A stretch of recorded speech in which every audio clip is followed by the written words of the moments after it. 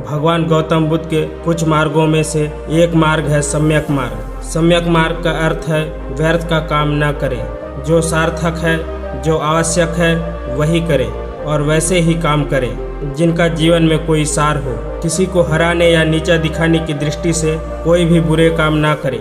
अक्सर ऐसा होता है कि हम अहंकार में आकर बुरे से बुरे काम को भी अंजाम देने लगते हैं और अपना काम तो निकाल लेते हैं, लेकिन बाद में हम पश्चाताप करने लगते हैं।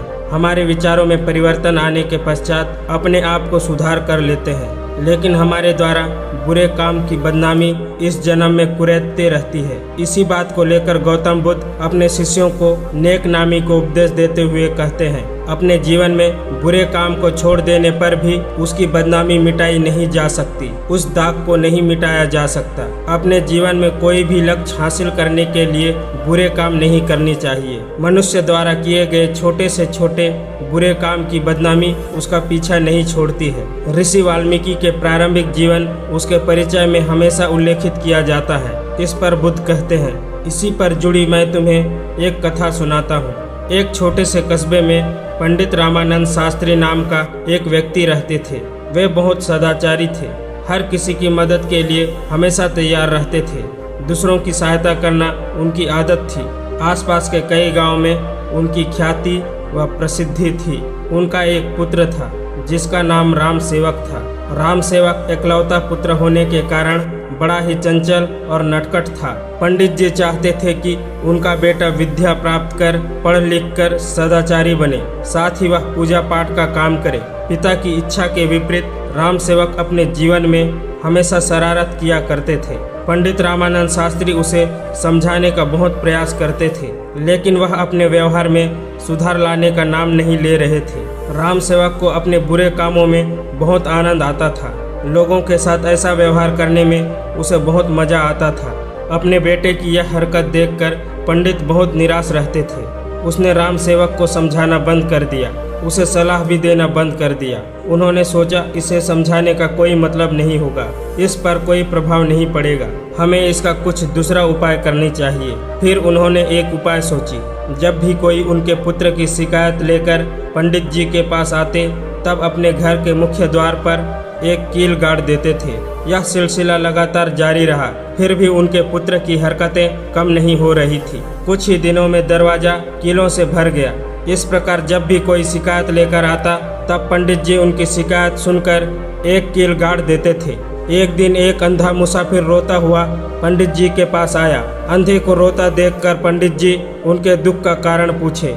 अंधे व्यक्ति ने बताया कि उनके बेटे राम सेवक ने उसकी लाठी खींच ली है और उसकी पोटली कुएं में फेंक दी है। यह सुनकर पंडित जी को बड़ा दुख हुआ। उन्होंने जाकर दरवाजे की ओर देखा, उसमें केवल आखिरी कील के लिए जगह बची थी। पंडित जी ने अंधे मुसाफिर से माफी मांगी। उन्होंने घर से एक लाठी और पोटली में खाना बांधकर उसे दे दिया। इसके बाद एक कील और हथौड़ा लेकर दरवाजे पर जैसे ही ठोकना शुरू कर दिए थे, उसी दौरान उसका पुत्र राम सेवक वहां आ पहुंचा। उसने यह सब देखकर अपने पिता से पूछा, पिताजी आप ये क्या कर रहे हैं? पंडित जी उदास मन से बोले, बेटा मैं तेरे किए गए दुष्कर्मों की गिनती कर रहा हूँ। राम सेवक आश्चर्य से दरवाजे पर लगी कीलों को देखने लगा और फिर पूछा, क्या इस दरवाजे पर सारे कीलें मेरे ही कारण लगी है? इस पर दुखी पंडित जी बोले, ये सब कीलें तुम्हारे द्वारा किए गए दुष्कर्मों की सूचक हैं। पंडित जी ने राम सेवक को समझाया, बुरे कर्मों को छोड़कर परोपकार और सत्कर्म करो, ज्ञान व विद्या प्राप्त करो, ज्ञान अर्जन करो। अभी भी तुम्हारे पास अवसर है, बाद में तुम्हारे कर्मों पर जीवन पश्चाताप में ही बीत जाएगा। पंडित जी की यह बात सुनकर राम सेवक उदास हो गया। उसे अपनी गलती का एहसास हुआ। उसने मन ही मन प्रण लिया कि आज से वह अच्छा कार्य करेगा, अपने पिता के द्वारा बताए गए मार्ग पर चलेगा। उस दिन से एकाएक उसके व्यवहार में बदलाव आ गया। उसने लोगों को सताना बंद कर दिया। अब वह उसके पिता की तरह सबकी सहायता करना शुरू कर दिया था।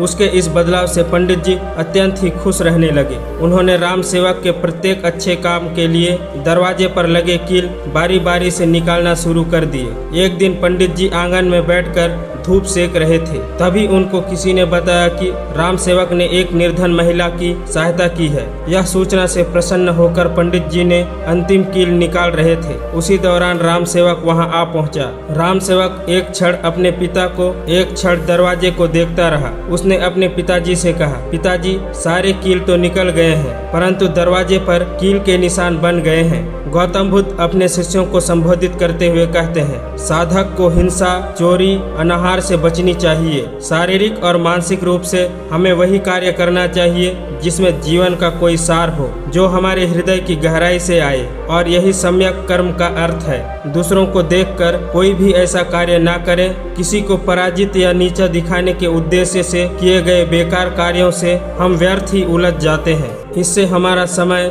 ऊर्जा और श्रम नष्ट होता है। इसके साथ ही हमारे अंदर घमंड और अहंकार आ जाता है। जाने अनजाने में सभी बुरे काम करने में विवश हो जाते हैं। समय बीतने के साथ साथ हमारे विचारों में परिवर्तन आ जाता है और हम बदल जाते हैं। जीवन में बुरे कामों की बदनामी कभी भी नहीं मिटाई जा सकती। यहाँ तक कि इस दुनिया से चले जाने पर भी लोग बुरे काम को याद रखते हैं। इसलिए अच्छे कर्म करें जिनका जीवन में कोई सार हो। व्यर्थ का काम ना करें। जो सार्थक है, जो आवश्यक है, वही कार्य करें। ऐसे कार्य करने से बचें जिससे किसी को दुख का एहसास हो, किसी पर हिंसा या अत्याचार ना हो। ऐसा काम करें जिससे जीवन सुखमय और आनंद हो। आप इस बारे में क्या विचार रखते हैं? आपकी भावनाएं कमेंट के माध्यम से जरूर बताइए। क्या पता आपके इस कमेंट से किसी के जीवन में बदलाव आए।